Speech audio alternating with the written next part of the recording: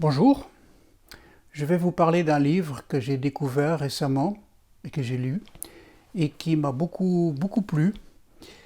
C'est un livre dont le titre c'est Comment ne rien faire. En fait, j'ai ici la traduction en néerlandais parce que c'est un livre américain. How to do nothing. How to do nothing. À ma connaissance, ce n'est pas encore traduit en français.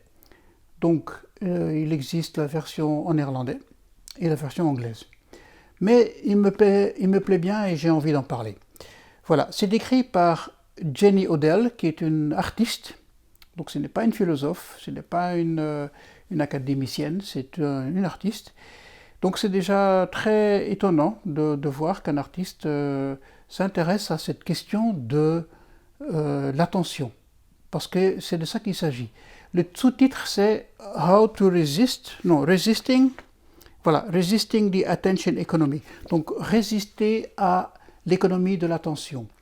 Alors l'économie de l'attention, qu'est-ce que c'est? Ce sont toutes les technologies actuelles qui nous brisent la concentration, qui nous brisent les buts que l'on s'est fixés, tout simple, de soi, de sa famille, etc., pour attirer notre attention vers eux, vers l'information qu'ils nous proposent, qu'ils nous présentent et avec laquelle ils gagnent de l'argent. Et c'est un phénomène qui est véritablement très important et pour nous pratiquants du zen, pour qui l'attention c'est vraiment le cœur de la pratique, comprendre les phénomènes actuels qui sapent cette concentration, qui détruisent cette attention, c'est important, il me semble. Donc voilà, j'ai été tout de suite très surpris par l'ampleur qu'avait ce livre, les thèmes qu'elle aborde, etc. Voilà, c'est donc quelque chose que dont j'ai envie de vous dire deux, trois mots. Sa façon de faire me plaît beaucoup parce qu'elle n'est pas bouddhiste, ne pratique pas la méditation telle que le zazen, mais que c'est complètement imprégné comment dirais-je, d'inspiration qu'on pourrait dire bouddhisme. Donc elle découvre des vérités bouddhistes par d'autres biais. Et ça m'a beaucoup plu. En plus, ce qui est intéressant à lire, c'est qu'elle est très imprégnée de la culture européenne.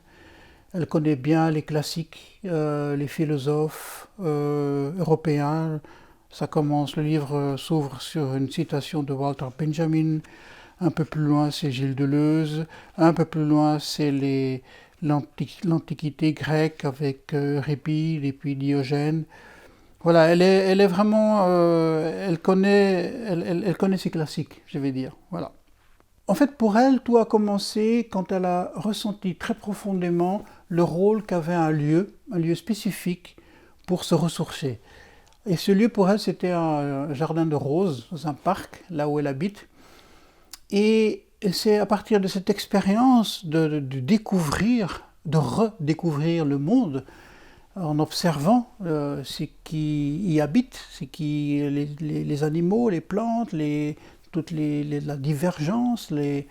C'est là où elle a appris à observer les oiseaux, à commencer à comprendre leur comportement, de voir la différence, de connaître, d'apprendre leur nom, de quelle sorte ils sont, etc. etc.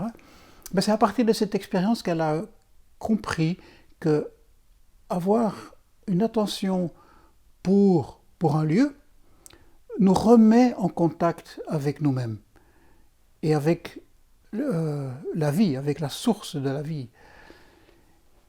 Elle nous incite à chacun de nous de trouver ce lieu.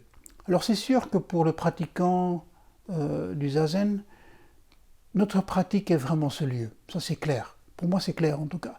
Mais je trouve intéressant que quelqu'un découvre ce ressourcement dans un lieu extérieur. Et c'est quelque chose, une expérience intéressante peut-être à faire, il me semble, c'est pour nous, quel serait ce lieu à l'extérieur qui pourrait nous remettre en contact avec nous-mêmes et avec notre propre attention. parce que c'est de ça qu'il s'agit, parce que l'attention, c'est vraiment, bon, c'est vraiment au cœur de notre pratique, mais c'est vraiment au cœur de, c'est le premier pas, l'attention c'est le premier pas à cette présence au monde. Et donc c'est quelque chose de très important, et c'est quelque chose qu'il faut protéger, et quelque chose qu'il faut chouchouter et qu'il faut entretenir. Voilà.